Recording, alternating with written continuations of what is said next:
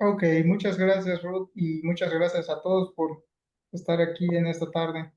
Eh, Hoy les voy a platicar un poquito sobre este trabajo que recientemente lo publicamos y tiene que ver un poquito con fluidos complejos y los patrones que dejan después de evaporarse en formatos de gotas, pequeñas gotas.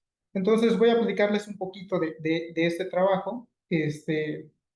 Aunque mi línea de investigación principal son las membranas lipídicas y cosas de bicapas, polímeros y biopolímeros.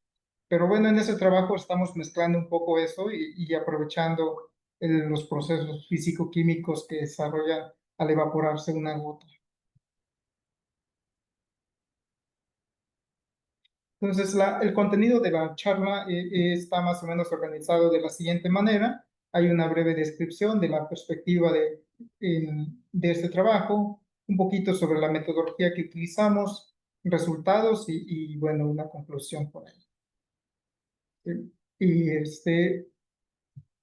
Y bueno, de manera muy a grandes rasgos, nuestro enfoque de este trabajo es acerca de las gotas, de gotas de fluidos. En este caso estamos hablando de fluidos compuestos por, pues nosotros le llamamos biocoloides. Trabajamos con vesículas lipídicas de diferentes tamaños y pues las dispersamos en un medio acuoso.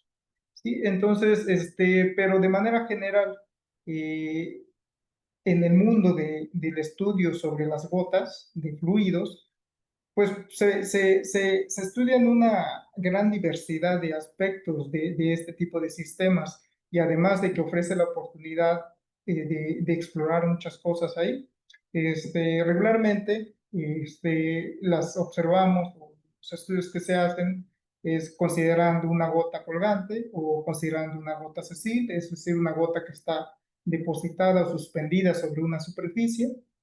¿Sí? Y algunos aspectos importantes que se le estudian son, pues, aspectos físicos durante el proceso de evaporación de la gota, tensión superficial, tensión interfacial. Hay un lema por ahí de un colega que dice que hay que estudiar la física detrás de las gotas, eso es algo interesante. Se pueden estudiar aspectos físico-químicos que cambian en el proceso de la evaporación de la gota. Cuando una gota se va evaporando, si se va secando, hay una transferencia de masa, hay un incremento en la concentración de las cosas que hay ahí dentro de esa gota, y entonces puede haber transiciones de fase dentro de la misma, ¿sí? Y al final, si esta gota está compuesta de algún material suspendido ahí, pues ese material posiblemente después queda como un sólido. Al evaporarse toda la gota, pues queda ahí un reminiscente final, que es pues el depósito de la materia residual que queda. Y esa materia residual a veces forma arreglos característicos y es común que se estudien los patrones que se forman a partir de este tipo de gotas cuando se han evaporado. ¿Sí? Entonces, más o menos en esa línea es donde estamos nosotros trabajando. Ya hace varios años estudiamos gotas con liposomas dentro, ¿sí? Y estudiamos qué pasaba si nosotros hacíamos cambiar la concentración de iones dentro de esas gotas que se iban evaporando, y además cambiábamos el tamaño del ion que contenía ahí la gota, ¿no? Entonces observamos que dependiendo del tamaño del ion, se pueden dar patrones característicos y que dependen específicamente de qué tipo de ion es el que se encuentra dentro de la gota. Estos sistemas pues eran liposomas cambiando los iones. Aquí el sistema liposoma lo mantuvimos constante y cambiamos pues el contenido exterior de ella, que eran los iones, ¿no?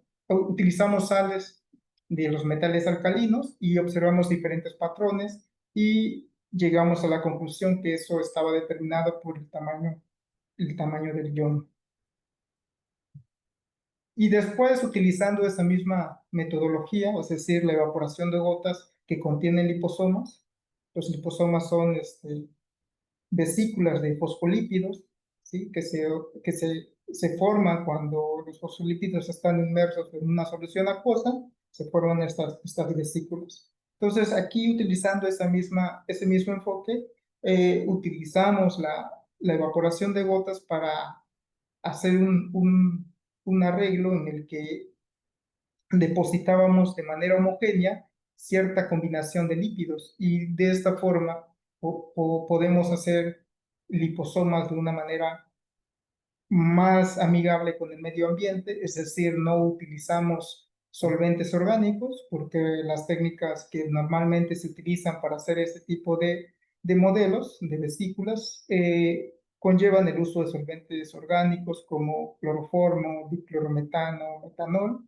y nosotros haciendo uso de la simple dinámica que hay cuando una gota se evapora, podemos hacer la misma mezcla que cuando resulta del uso de solventes orgánicos y a partir de eso hacer los liposomas libres de solventes orgánicos. Bueno, eso también ya lo publicamos hace poco.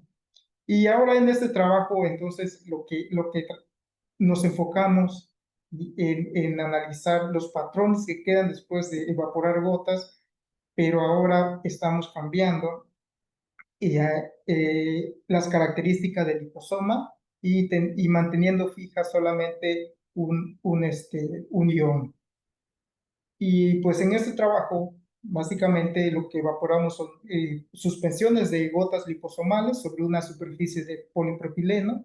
Sí, también la superficie es muy importante en el proceso de evaporación de una gota. Entonces aquí nosotros tratamos de mantener la misma superficie bajo las mismas condiciones y que eso se mantuviera pues más o menos constante y que no tuviera como gran impacto en la morfología que queda después de evaporar la gota. ¿Sí? Y entonces, pues nos enfocamos en estudiar esas características morfológicas de los patrones que resultan de evaporar gotas que contienen, pues, estos biocoloides llamados liposomas, ¿no? Bueno, es importante mencionar que para caracterizar los liposomas, es decir, para medir su tamaño, regularmente nosotros hacemos uso de técnicas pues bastante caras, como por ejemplo la microscopía electrónica de barrido y la microscopía electrónica de transmitancia, que son técnicas verdaderamente caras y a veces un poco escasas. No hay quien te esté ofreciendo, yo te hago, te analizo tu muestra, son en las instituciones donde hay este tipo de instrumentación, pues son largas filas que hay que esperar para que se haga el análisis. Entonces, y es una forma de cómo se caracteriza el tamaño de los liposomas. Otra forma es a través de la dispersión de luz dinámica. Con un aparato de DLS podemos encontrar pues la dispersión o la distribución de tamaños de los liposomas, ¿no? Entonces son técnicas que ya están bien establecidas, pero que son un poco costosas, sobre todo la microscopía electrónica, ¿no? Entonces, de estas técnicas nosotros podemos caracterizar morfológicamente los liposomas y obtener, por ejemplo, por microscopía electrónica, pues obtener la imagen tal cual del liposoma, ¿no? En este caso, por una microscopía electrónica de barrido, pues podemos ver ahí las vesículas muy bonitas a través de esa técnica.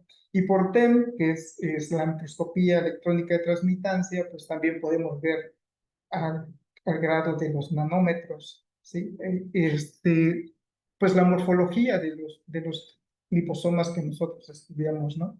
Y por dispersión de luz dinámica, pues podemos ver la distribución de los tamaños y es una manera en la que nosotros caracterizamos el tamaño de este tipo de sistemas, ¿no?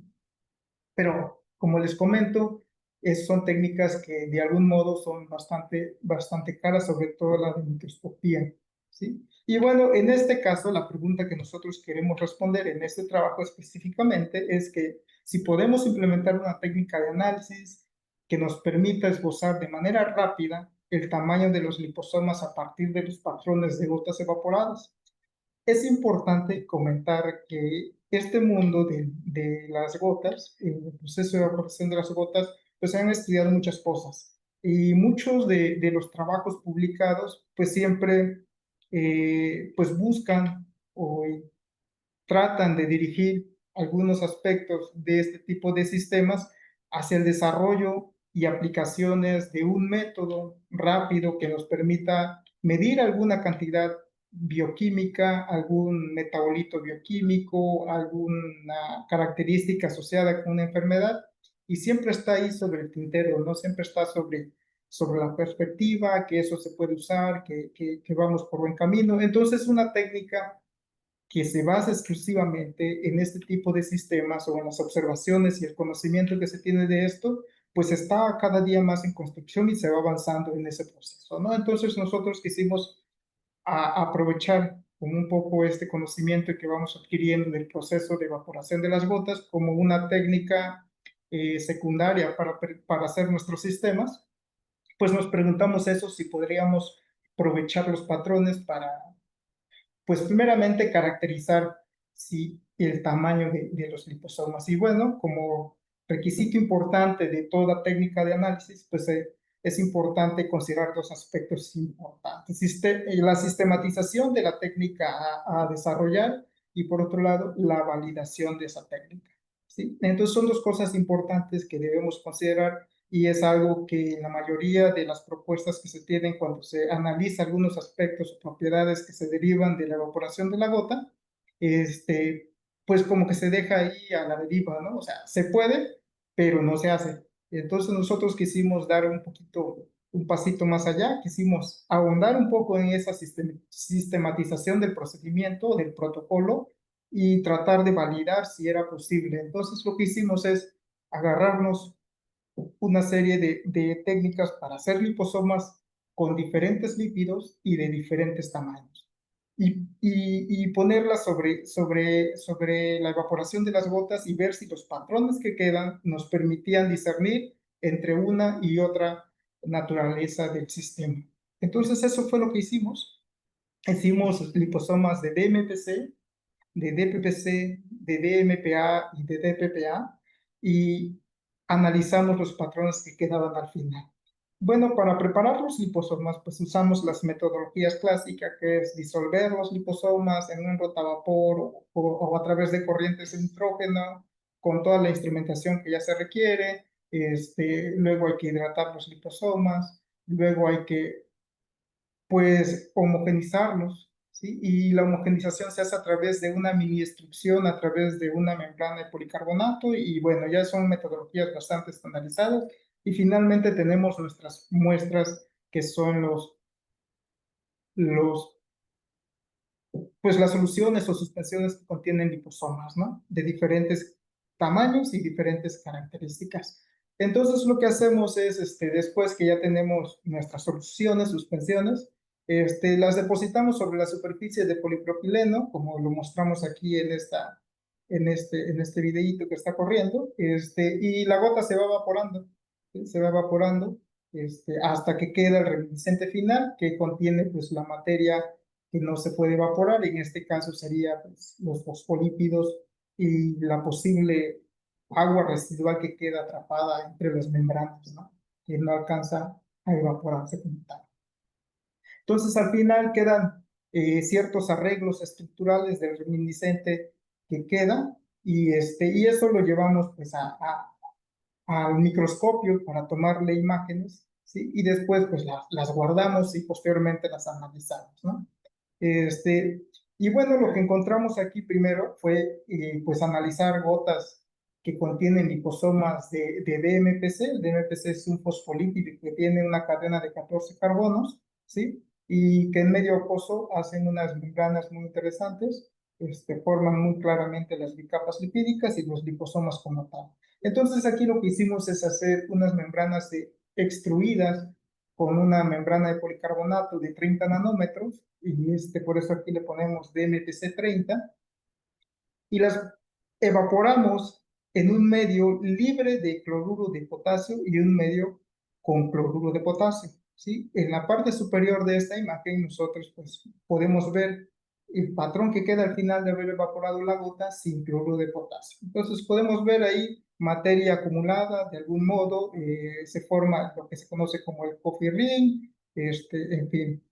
Pero cuando le ponemos cloruro de potasio, como ya habíamos visto anteriormente, pues dan lugar a la generación de esos patrones que crecen de la cristalización del cloruro de potasio, pero debido a la presencia de estos biocoloides que se encuentran en el medio, ¿sí? Y entonces, pues después hicimos dos tipos de análisis. Uno, donde pues cuantificamos de alguna manera cómo se va depositando la materia ah, residual sobre ese patrón que queda al final, y eso lo hacemos con la IDR, ¿no? Es una técnica ya bastante conocida. Nosotros usamos esa para tratar de cuantificar ese aspecto. Entonces, de este análisis podemos observar claramente que hay una acumulación de mayor cantidad de materia en el cofirrín o a la orilla de la gota en un sistema que no tiene cloruro de potasio. Mientras que en la que contiene cloruro de potasio, pues es esperarse, a ojo claro se ve, pues que la materia se va distribuyendo de manera diferente a través de la gota, ¿no? Que queda. Y posteriormente, dada la naturaleza morfológica de este patrón que queda, que es una especie de dendrita o de crecimiento tipo fractal, pues lo que hicimos es calcular pues la dimensión fractal de estos agregados que quedan, ¿no? Entonces hicimos un zoom a 40x con un microscopio convencional. Es importante mencionar eso. Aquí solo utilizamos un microscopio convencional, de esos que encuentran en cualquier laboratorio de clases, ¿sí? Y tomamos las imágenes, ¿no? Y luego las analizamos y medimos su dimensión fractal. Y entonces encontramos que estos patrones que quedan están alrededor o tienen una dimensión fractal alrededor de 1.7, mientras los que no tienen cloruro de potasio, pues su dimensión fractal está mucho más por arriba, ¿no? Es más, pues esperaríamos eso, ¿no? Pues no tiene ese crecimiento morfológico que se ve claramente en la parte inferior. Así, entonces básicamente eso es lo que hicimos. Y aquí pues estamos validando un poco el crecimiento pues fractal de este tipo de sistemas cuando hay la presencia de la sal, ¿sí? El cloruro de potasio en este caso, ¿sí? Y bueno, habría que ver qué pasa cuando no tenemos liposomas y solo tenemos la sal, ¿no? Entonces, cuando no tenemos liposomas y solo tenemos la sal, pues al final lo que queda son los cristalitos de sal, ¿no? Entonces aquí podemos ver los cristales de cloruro de potasio, ¿no? Formaditos ahí al final, y pues es lo que queda. Entonces es interesante ver cómo las interacciones a nivel pues de las superficie de las membranas con las sales, con los iones, llega a formar este tipo de crecimientos, ¿no? Y bueno, y después pues hicimos la variabilidad en el tamaño de los liposomas. Lo que hicimos fue ir aumentando el tamaño de los liposomas e ir o preparando liposomas de diferentes tamaños, y aquí preparamos liposomas, pues los que ya teníamos, las de 30, preparamos de 100, de 200 y de 1000 nanómetros, ¿sí? Y hicimos el mismo análisis, o sea, capturamos imágenes a 40x en una sección del patrón, de la gota que queda al final, ¿sí? Y caracterizamos el tamaño de los liposomas a través de DLS, eso para validar el tamaño de los liposomas, y por otro lado, pues calcular la dimensión fractal. Y pues nuestro resultado es que la dimensión fractal de esos que llegan a formar pues, crecimiento tipo fractal, pues está alrededor de 1.7, ¿no? Pero si esos fractales, si esos liposomas que nosotros metemos ahí en la gota son más grandes o por dispersos, pues esa fractalidad se va perdiendo, se va alejando de 1.7, ¿no? Entonces eso nos permite saber de que hay algo que sí cambia con respecto al tamaño, y eso es importante, y eso es a lo que queríamos nosotros llegar, ver si podíamos ver alguna diferencia entre el tamaño de los liposomas a través de los patrones, ¿no?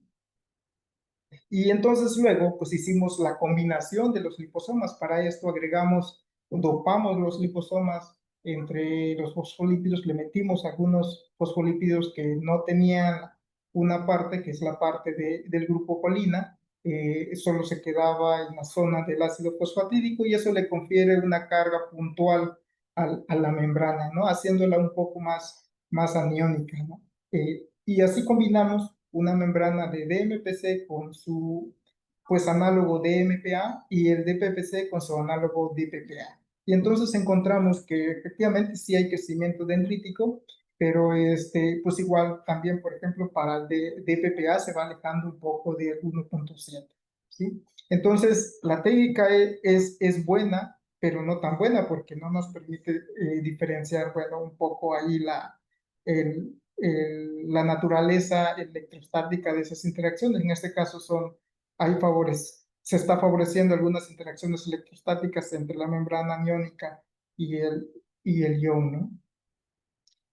Y luego para validar la técnica, para corroborar, pues hicimos algunas microscopías electrónicas, ¿no? Esas son microscopías electrónicas de barrido de liposomas de DPPC y liposomas de DMPC. Es importante comentarles aquí que esto ya no es tanto comparable con lo de las gotas. Lo que queríamos ver es si se podría llegar a formar un patrón y verlos a escalas más detalladas. Eso es lo que queremos hacer, porque es importante mencionarles aquí que para la preparación de la muestra para este tipo de técnicas, pues conlleva todo un procedimiento, ¿no? Y sometimiento a vacío, la muestra pues se somete a condiciones diferentes, ¿no? Que diferentes en comparación a cuando se está evaporando una gota sobre una superficie a temperatura ambiente, ¿no? Que es el caso de los otros patrones, ¿sí? Y bueno, lo que queríamos confirmar era la presencia de liposomas. Ahí están los liposomas y queríamos confirmar la presencia de algunos crecimientos dendríticos y pues ahí están, ¿sí? Ahí están, sin cloruro de potasio y con cloruro de potasio, ¿sí? Y bueno, la enseñanza que nos queda de ahí es que pues, pudimos agrupar de que cuando hay crecimiento fractal, pues las muestras que analizamos se van tendiendo hacia esta zona, hacia 1.7, y los liposomas llegan a tener un tamaño de alrededor de entre 100, entre 30 y 200 nanómetros. Pero si nosotros hacemos liposomas de mayor tamaño, ya no observamos un crecimiento fractal y el tamaño se aleja de los 200 nanómetros y la dimensión fractal también se aleja un poco de 1.7.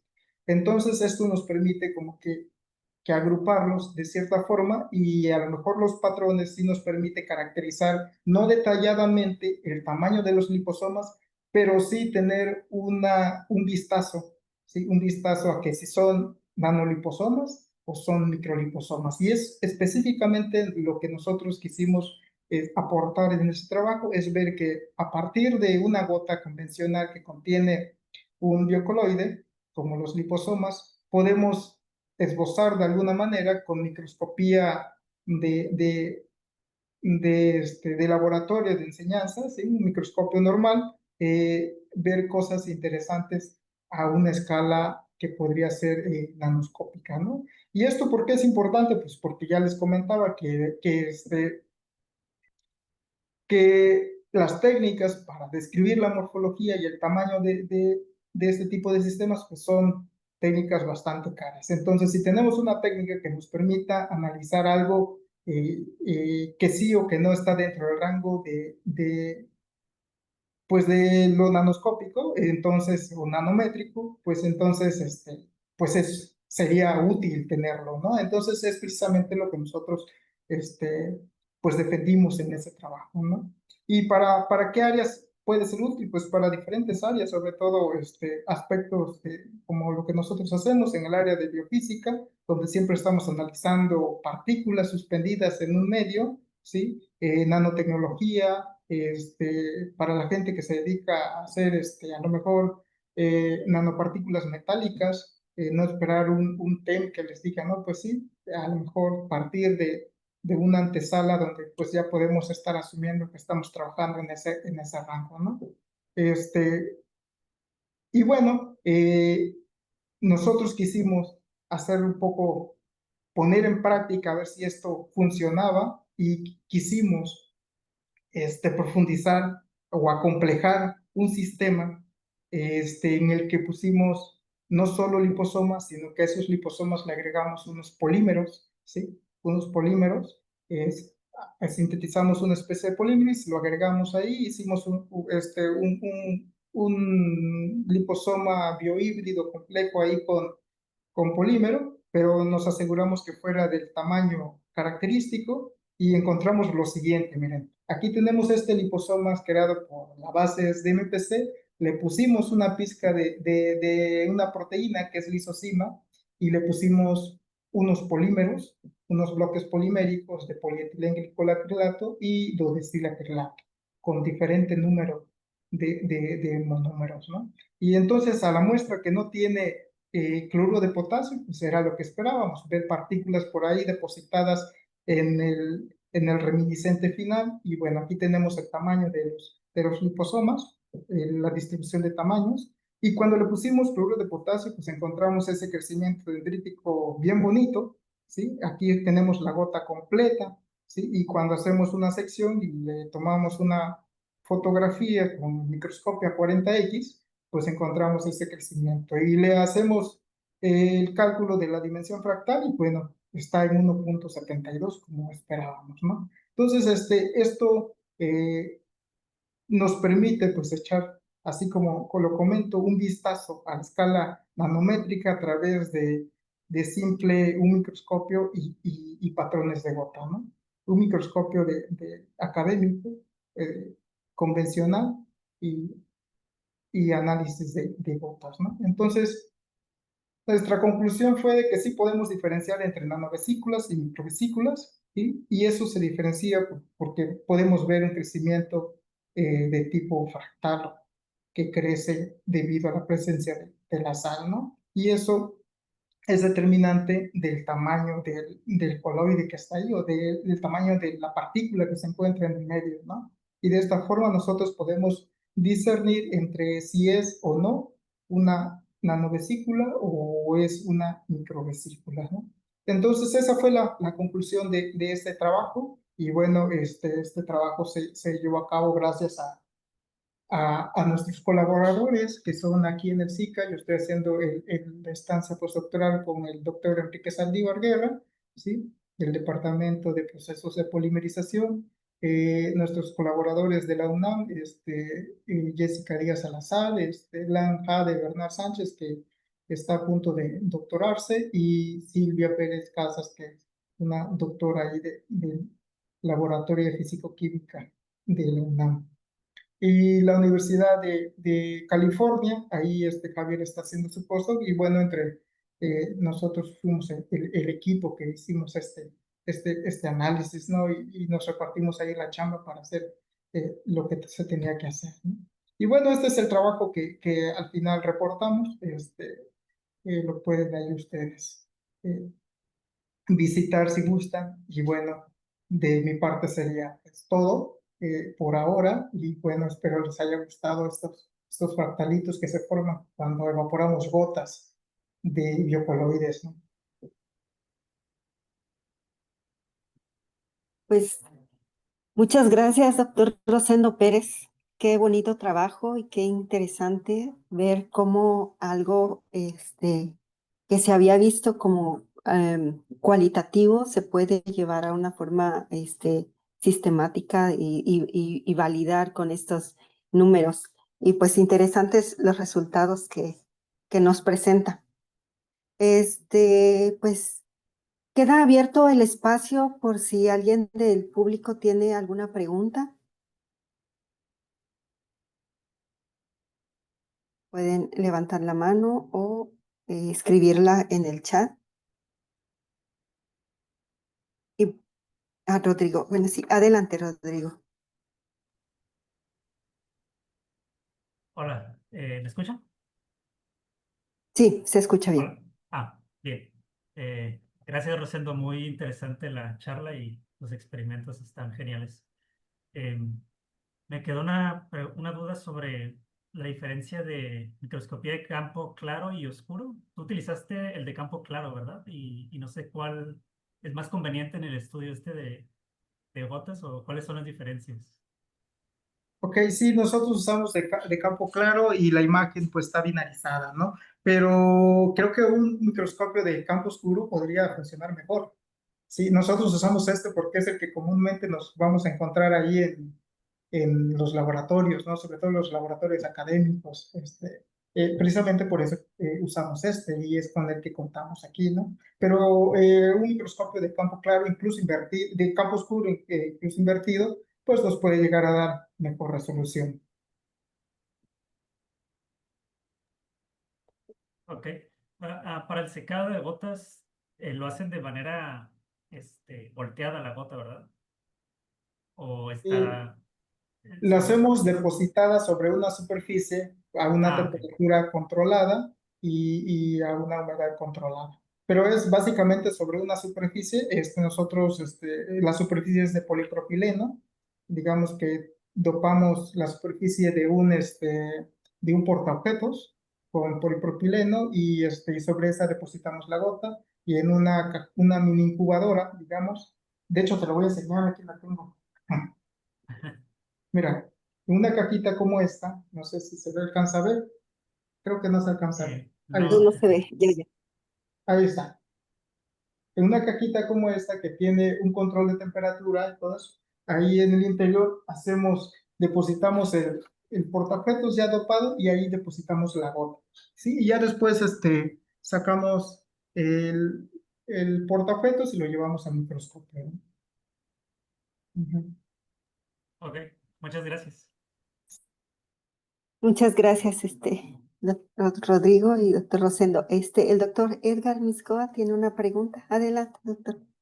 Hola, muchas gracias. Rosendo, muy interesante tu trabajo y la verdad es que visualmente es bastante atractivo, ¿no? Ver fractales así.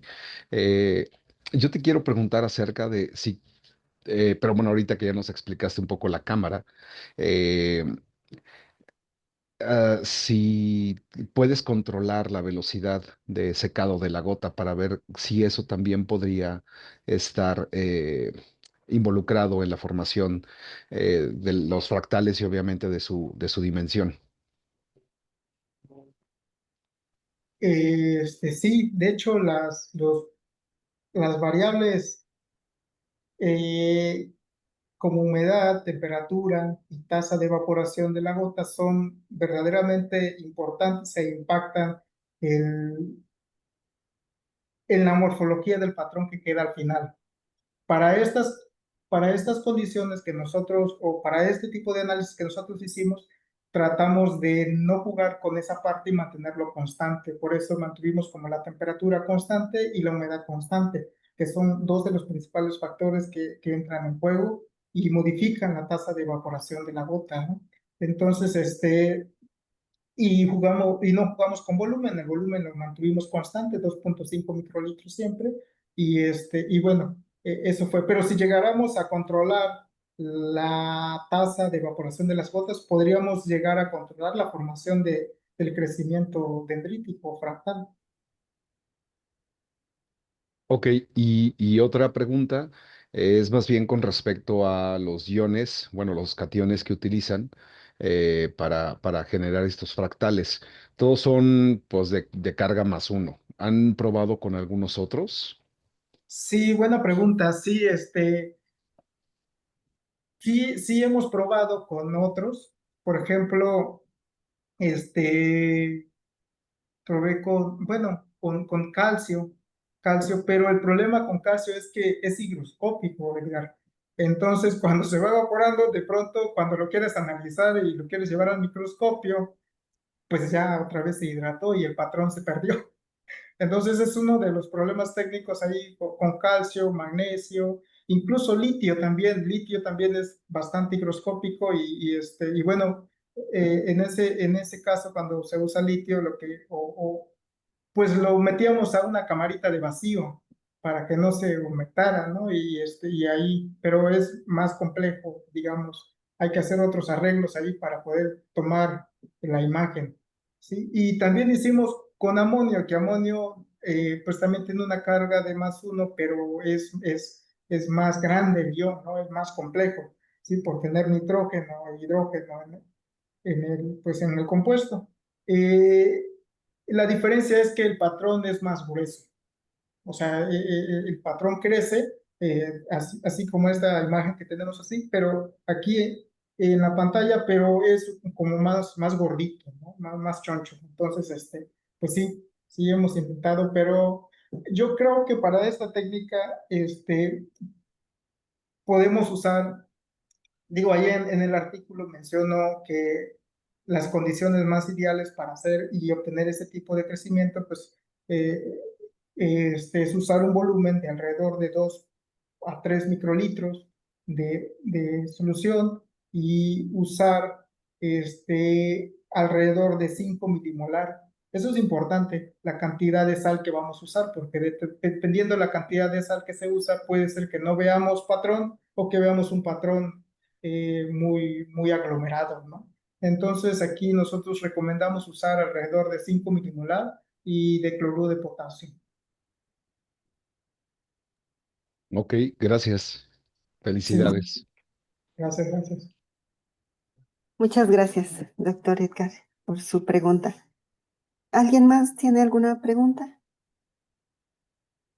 Bueno, mientras alguien se anima, yo tengo una pregunta que está relacionada con lo que acaba de preguntar el doctor Edgar, porque es relacionada con el tamaño del ion. Casi al inicio nos mostraba que habían hecho, habían probado diferentes tamaños de iones, y aquí mi pregunta era como, ¿qué características tiene o sea, si son experimentales o también teóricas, donde que ya tenían alguna expectativa de lo que el cloruro de potasio que están usando les iba a permitir ver que lo hiciera mejor candidato que los otros iones? Ah, ok. Sí, miren, en el primer trabajo que publicamos ya hace rato, nuestra apuesta es ver si esos patrones que resultaban de esas interacciones tenían que ver con el tamaño del ion. Entonces, en ese caso, cambiamos el tamaño del ion, utilizando diferentes cloruros alcalinos, todos fueron cloruros, este, y desde entonces, el cloruro de potasio fue el que menos se hidrataba y nos daba más chance, más tiempo de tomar imágenes, que no tuvieran tanta variabilidad. Por ejemplo, el litio no podemos usarlo porque es higroscópico y rápido se nos va a hidratar. Y bueno, ese no es tan ideal, ¿no? Y cesio, pues cesio es más caro. Y sodio también se hidrataba un poquito, también puede servir sodio, pero le vimos más a cloruro de potasio, que también está en cualquier laboratorio de química o es fácil conseguirlo, ¿no? Sí, y bueno, teniendo eso como antecedente, pues ya en este otro caso, en este trabajo, eh, pues fue mantener ese ion constante y ahora modificar el tamaño y las características de los liposomas, digamos la parte contraria. Muchas gracias. Y otra pregunta, no sé si lo intentaron, pero me da curiosidad de saber qué pasaría eh, o qué patrones, qué fractalidad hay si combinan nanoliposomas con microliposomas. Ah, ok, sí, sí lo hicimos. De hecho, para ver, y bueno, a manera que la muestra se vuelve más polidispersa, es decir, hay de diferentes tamaños, también el patrón se va perdiendo. Y hay zonas donde sí puede llegar a quedar un patroncito, pero no crece tanto. O sea, como que hay intentos de crecer, pero se corta, ¿no? Y hay zonas donde solamente hay cristales y otras zonas donde solamente hay agregados, ¿no? Eso sucede cuando la muestra es polidispersa y vamos agregando diferentes tamaños. Ah, ok. Ok. Muchas De gracias, hecho, doctor. fíjate, Ruth, ahora que lo comentas, también hicimos el intento de probar algunos nanopartículas de óxido de fierro, pero estas son dificultosas para medirlas por DLS y esto podría darle una ventaja. Mira, cuando queremos medir nanopartículas, pues se agregan y cuando las llevamos al DLS no vemos el tamaño realmente de las nanopartículas, a veces están diluidas, a veces, digo, a veces están agregadas y bueno, hay mucho ruido ahí. Y, y haciendo este análisis a nanopartículas, pues había zonas donde sí había crecimiento del fractalito, pero había zonas donde se aglomeraban todos, ¿no? Y esto era porque la muestra de nanopartículas tenía diferentes tamaños. Entonces, de hecho, bueno, eso es algo que quedó ahí, todavía no avanzamos en esa parte, y eso espero que en algún momento podamos hacer ya la completez de que no solamente partículas blandas podemos analizar ahí, sino también partículas duras como las nanopartículas metálicas, ¿no? Y una duda, ¿esas nanopartículas metálicas tenían algún recubrimiento polimérico o eran No, no, solo? solo eran nanopartículas. Ajá. Ok, Sí. sí, gracias. Digo, porque hay algunas que las recubren con polietilenglicol, si no mal recuerdo. No sé si eso haga alguna diferencia en cuanto a la aglomeración. Sí, sí, Es, sí, sí, puede estar influyendo. Definitivamente sí. sí, pero muchas gracias. Muy interesante y también muchas felicidades por el trabajo y por Gracias. esta muestra de que hacer ciencia, pues a veces se tiene uno que ajustar a ciertos recursos y creo que lo está haciendo muy bien. Gracias. ¿Alguien más tiene alguna pregunta? Este, ¿No? Bueno, voy a entonces a detener la grabación.